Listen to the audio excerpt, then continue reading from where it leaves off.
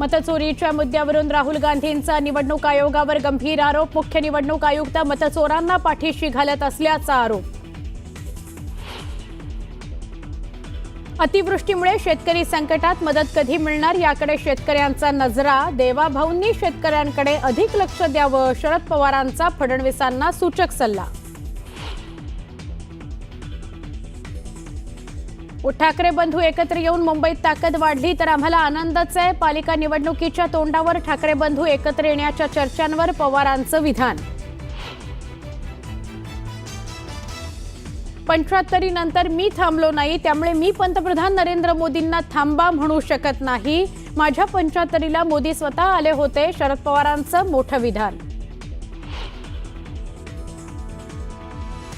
ज्या भागात जास्त पाऊस झालाय तिथे 100% ओला दुष्काळ जाहीर होणार. सगळ्याच ठिकाणी नाही, मात्र जसे रिपोर्ट येतील त्यावरून ठरवलं जाणार. ओला दुष्काळ जाहीर करण्याच्या मागणीच्या मुद्द्यावर गुलाबराव पाटलांचं भाष्य.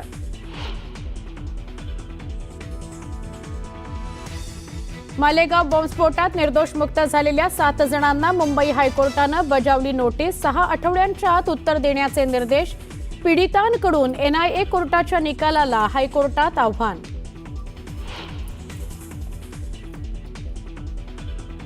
पुण्यातल्या अंधेकर टोळीभोवती पोलिसांनी आवळला फास. अंधेकर कुटुंबाची सगळी बँक खाती आणि लॉकर सील. फॉरेन्सिक ऑडिटरद्वारे तपास, जप्तीची कारवाई होणार. नाशिक सातपूरमध्ये तरुणाच्या अपहरणाचा प्रयत्न. तरुणाला 6 ते 7 जणांनी कारमध्ये कोंबलं. तरुणानं पळ काढून गाठलं सातपूर पोलीस ठाणं. अपहरणाचा व्हिडिओ समोर. सुरुवातीलाच बातमी आहे यवतमाळमधून. यवतमाळमध्ये ऑगस्ट महिन्यापासून सुरू असलेल्या 110 महसूल मंडळांपैकी 103 महसूल मंडळामध्ये अतिवृष्टी झाल्याने 30,000 पेक्षा जास्त हेक्टरवरील पिकांचं नुकसान झालंय. सोयाबीन आणि कापूस पिकांना मोठा फटका बसलाय, तर पावसामुळे शेतकऱ्यांच्या डोळ्यात पाणी आलंय. गेल्या काही दिवसापासून यवतमाळ जिल्ह्यात प्रचंड प्रमाणात पाऊस सुरू आहे आणि या पावसामुळे कापूस, सोयाबीन, तूर यासारखे जे पिकं यांना मोठ्या प्रमाणात फटका बसलेला आहे. कित्येक शेतकऱ्यांनी सोयाबीनची लागवड केली आणि कापसाची लागवड केली, कारण हे दोन्ही पिकं जे आहे हे रोखीचे पिकं म्हणून त्याच्याकडे बघितल्या जाते आणि याच पिकाच्या भरशावर शेतकऱ्यांचा पुढल्या वर्षीचा जो गाडा असतो तो हाकला जात असतो. माझ्यासोबत काही शेतकरी आहे, यांना आपण विचारू की नेमकं कशा पद्धतीने त्यांचं नुकसान होताना दिसत आहे. दादा, मला एक सांगा की कशा पद्धतीने तुमचं नुकसान होतं पावसामुळे? आमच्या वेळेला सर 90% नुकसान झालेलं आहे अति पावसामुळे. साधारणतः 1 महिन्यापासून आर्णी तालुक्यामध्ये पाऊस पडतोय. त्याच्यात मी लोणी गाव फर्स्ट नंबरवर आहे. काल सुद्धा आमच्या नाल्याला खूप पाणी गेलं. मला सांगा, एवढे नुकसान झालं तरी शासन डोळे उघडायला तयार नाही आणि शेतकऱ्याकडे लक्ष द्यायला तयार नाही. मी तर विनंती करते शासनाला की हेक्टरी 25,000 रुपयाचा न जाऊन तातडीनं देण्यात यावं. जे नुकसान होत आहे त्या नुकसानाचा मोबदला म्हणून हेक्टरी 25,000 रुपये देण्याची मागणी या ठिकाणी करण्यात आली आहे. दादा, मला एक सांगा की तुम्ही शेती करता, कशा पद्धतीने शेती केली? पैशाची ऍडजस्टमेंट सगळी कशी केलेली? पैशाची ऍडजस्टमेंट झाली तर 2 रुपये 3 रुपये शेकडा आणि पीक कर्ज. दुसरी गोष्ट, आता ही परिस्थिती आहे आता निसर्गाची. 3.25 एकर शेती आहे, त्याच्यामध्ये तूर, सोयाबीन, कापूस. आपलं हे कापूस तर 3 वाण आहे त्याच्यामध्ये. आता 3-4 शेंगा हाती लागल असं दिसते. 10-11 शेंगा आहे सोयाबीनले आणि पराठीले तर विशेष नाही काही. 1-2 बोंड ते डुकरं ठेवून नाही राहिले. तर अशी विनंती आहे. पुन्हा काही शेतकरी आपण त्यांनाही विचारूया की कशा पद्धतीने त्यांचं या ठिकाणी नुकसान झालेलं आहे किंवा शेती कशा पद्धतीने त्यांनी केलेली आहे. भाऊ, मला सांगा तुमच्याकडे एकंदरीत शेती किती आहे, कशा पद्धतीने शेती करतात? 5 एकर शेती आहे माझ्यापाशी आणि मी पूर्ण पैसे बाहेरून आणून शेती केलेली आहे. मला तर असं वाटत नाही की यावर्षी उत्पन्न होईल असं, कारण की हे पूर्ण गेलेलं आहे. जवळजवळ 80-90% नुकसान आहे याचं आणि याच्यावर शासनानं काहीतरी ताबडतोब करायला पाहिजे. सध्या जो पाऊस सुरू आहे या पावसामुळे शेतकऱ्यांचं प्रचंड प्रमाणात नुकसान होताना दिसत आहे आणि त्यामुळे शेतकऱ्यांची जी मानसिकता आहे ती पूर्णपणे ढासळून गेल्याचं या ठिकाणी दिसून येत आहे. भास्कर मेहरे, न्यूज 18 लोकमत, लोणी, यवतमाळ. पुढची महत्त्वाची बातमी. अहिल्यानगर जिल्ह्यातील दक्षिण भागामध्ये असलेल्या अतिवृष्टीमुळे शेतकरी आणि नागरिकांचं मोठे नुकसान झालंय. विशेषतः पाथर्डी तालुक्यातील तिसगाव आणि करंजी या गावांना पावसाचा प्रचंड फटका बसलाय. तिसगाव परिसरामध्ये शेतकऱ्यांचे पीक हे वाहून गेलेत. केवळ पिकांचंच नव्हे तर सुमारे 28 ते 30 एकर जमिनीवरील सुपीक मातीच वाहून गेली आहे. शेती कशी उभी करायची आणि कर्ज कसं फेडायचं असा प्रश्न आता शेतकऱ्यांसमोर उभा राहिलाय.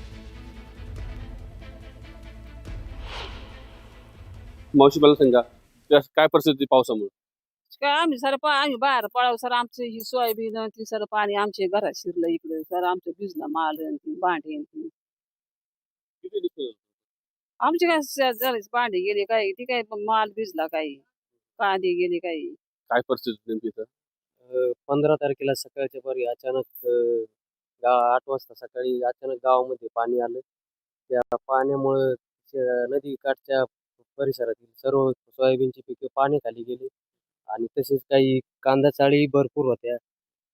काही सर्व बांधारे नदीवरचे सर्व बांधाऱ्याचे साईड तुटून सर्व शेतामध्ये पाणी घुसून भरपूर प्रमाणात शेतकऱ्यांची खूप मोठी हानी झालेली आहे. साधारणतः या गावामध्ये किती शेतकरी आहेत, किती फटका बसल्याचं आणि किती नुकसान झालं असं वाटतं? 200-250 शेतकरी असतील आणि बाकीचे जे नदीच्या काठी ज्यांची शेती आहे त्यांना विशेष करून जास्त फटका बसलेला आहे.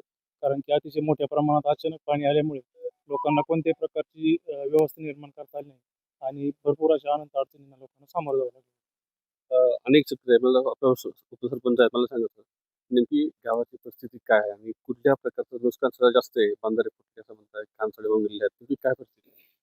जास्त प्रमाणात म्हणजे बंधारे पण फुटलेले आहे आणि बंधाऱ्याच्या लगतची जी शेती होती या बाजूचा भराव या बाजूचा भराव असे 2-2 भराव फुटून नदीचा पूर्ण प्रवाहच बदललेला आहे. त्याचप्रमाणे नदीच्या कडेची जी शेती होती सोयाबीन शेती प्रामुख्याने त्या सोयाबीन शेतीचं नदी काठच्या जमिनींचं आतोनात नुकसान होऊन ज्या कडेचे नदीच्या कडेचे पण आपले हे होते कांदा चाळीची भुसारी ती पण बऱ्याच प्रमाणात वाहून गेलेली आहे. व्हिडिओ दीपक साहेब कोकणे, न्यूज 18 लोकमत, अहिल्यानगर. तर अहिल्यानगर जिल्ह्यामध्ये देखील दक्षिण भागात झालेल्या अतिवृष्टीमुळे शेतकरी आणि नागरिकांचे मोठे हाल झालेत. विशेषतः पाथर्डी तालुक्यामध्ये देखील नुकसान झाले. त्याचबरोबर विविध ठिकाणी शेतकऱ्यांचं मोठ्या प्रमाणात नुकसान झालंय.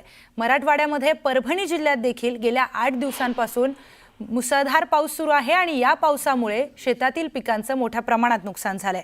अतिवृष्टीमुळे झालेल्या नुकसानीमुळे शेतकरी चांगलाच हवालदिल झालाय. शेतातील मूग, उडीद, कापूस, सोयाबीन इत्यादी पिकं पूर्णपणे खराब झाली आहेत. त्यामुळे शासनाने लवकरात लवकर पंचनामे करून शेतकऱ्याला मदत द्यावी अशी मागणी शेतकऱ्यांकडून करण्यात येते आहे. याच शेतकऱ्यांसोबत बातचीत केली आमचे प्रतिनिधी विशाल माने यांनी. पाहूयात. परभणी जिल्ह्यामध्ये मागील 8 दिवसापासून मुसळधार पावसाने हजेरी लावली आणि या पावसामुळे शेतातील सोयाबीन, कापूस, मूग आणि उडीद या पिकांवर मोठा परिणाम पडला आहे. कापसाची परिस्थिती तर अत्यंत दयनीय बनली आहे. कापसाची पानं अशा पद्धतीने सुकू लागली आहेत, तर काही ठिकाणी कीड रोगांचं प्रमाण देखील वाढलं आहे. 8 दिवसापासून सुरू असलेल्या पावसानंतरही प्रशासनाने अद्याप पंचनामे सुरू केले नाहीत आणि त्यामुळे शेतकरी संतप्त झालेत. लवकरात लवकर पंचनामे करून आम्हाला मदत द्यावी अशी मागणी शेतकऱ्यांकडून होते. हे नुकसान कशा पद्धतीनं आहे हे जर पाहायचं असेल तर शेतकऱ्याच्या हातातील या बोंडाकडे पहा. या बोंडांमध्ये बोंड पांढरे पडलेले आहेत आणि पूर्णपणे वाया गेलेले आहेत. यामधील कापूस देखील खराब झालेला आहे आणि त्यामुळे आता शेतकऱ्यांनी जगायचं कसं असा सवाल शेतकऱ्यांकडून केला जातोय. आपल्यासोबत काही शेतकरी आहेत, आपण त्यांच्याशी बोलणार आहोत. मामा, कशा पद्धतीचं नुकसान आहे आणि काय काय नुकसान आहे? सोयाबीन, कापूस, तूर, मूग, उडीद, तूर. मागील 8 दिवसापासून पाऊस सुरू आहे. काय परिस्थिती शेतामध्ये? मागील 7 ते 8 दिवसापासून आमच्या इकडे भागामध्ये भयानक पाऊस पडत आहे. ढगफुटी सदृश्य पाऊस आहे आणि ह्यामुळं शेतकऱ्याचं अतोनात नुकसान झाले. कुठलंही पीक याच्यातून वाचलं नाही. त्यातल्या त्यात कापूस, तूर ह्याची तर सगळी वाट लागलेली आहे. शेतकऱ्यापुढे असा मोठा प्रश्न पडला आहे की आता पुढं कसं व्हायचं.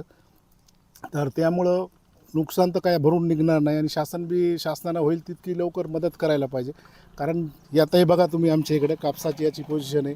हां, सोयाबीन सध्या गेलेलं आहे. मूग काढायला आलेला होता, मुगाचं नुकसान झालेलं आहे, मूग उडीद. आता त्यामुळं नुकसान तर इतकं झालं की आता पुढं कसं होईल ह्या चिंतेमध्ये आहेत शेतकरी. आता एकरी कसा खर्च केला होता तुम्ही शेतासाठी आणि कशा पद्धतीचा आता हे झालं? आता शेतकऱ्याचा खर्च जर विचारला तर त्याला बियापासून ते खत हे ते सगळा जर खर्च एकरी धरला तर 25,000 ते 30,000 रुपये खर्च साहेब त्या एकराला झालेला आहे. आणि दुसरी गोष्ट, निंदन खुरपण याची एवढी वाढ झालेली आहे की बायांना खूप पैसे देऊन निंदून करून घ्यावं लागले. कापसाला जर सोयाबीनचा खोळपं असं सगळा एवढा खर्च होऊन आज शेतकऱ्याला अशी परिस्थिती आहे की सोयाबीन निबरलं, मूग काढायला आलेला मूग वळ्या वाहून गेल्या आणि अशा काही ठिकाणी आपण जाऊ शकत नाही. ते अशी परिस्थिती बेकार झालेली आहे की खळदण म्हणजे पूर्ण शेत आमचं पूर्ण खरडून गेले. त्याच्यामध्ये माती आम्ही जेवढी माती भर टाकली, खड्डे बुजले होते आजपर्यंत झालेले सगळे लेवल केलेलं सगळं वाहून गेलं आणि पूर्ण नदीचं पात्र फुटून आमच्या शेतामध्ये ते पूर्ण पाणी आलेलं आहे. विशाल माने, न्यूज 18 लोकमत, परभणी. बातमी आहे जळगाव जिल्ह्यातून. जळगाव जिल्ह्यामध्ये 2 ते 3 दिवसांपासून मुसळधार पाऊस सुरू आहे. पावसामुळे शेतीचं अतोनात नुकसान झालंय, तर मुक्ताईनगर, जामनेर आणि रावेर या तालुक्यांना सर्वाधिक फटका बसलाय. काही तालुक्यांमध्ये ढगफुटी सदृश्य पाऊस झाल्याने शेतकऱ्यांची शेती देखील वाहून गेली. केळी, मका, कापूस, सोयाबीन आणि कांदा या पिकांचं मोठं नुकसान झालंय, तर शेतकऱ्यांच्या हातातोंडाशी आलेला घास पावसानं हिरावून घेतलाय. त्यामुळे शेतकऱ्यांना आता सरकारच्या मदतीची अपेक्षा आहे.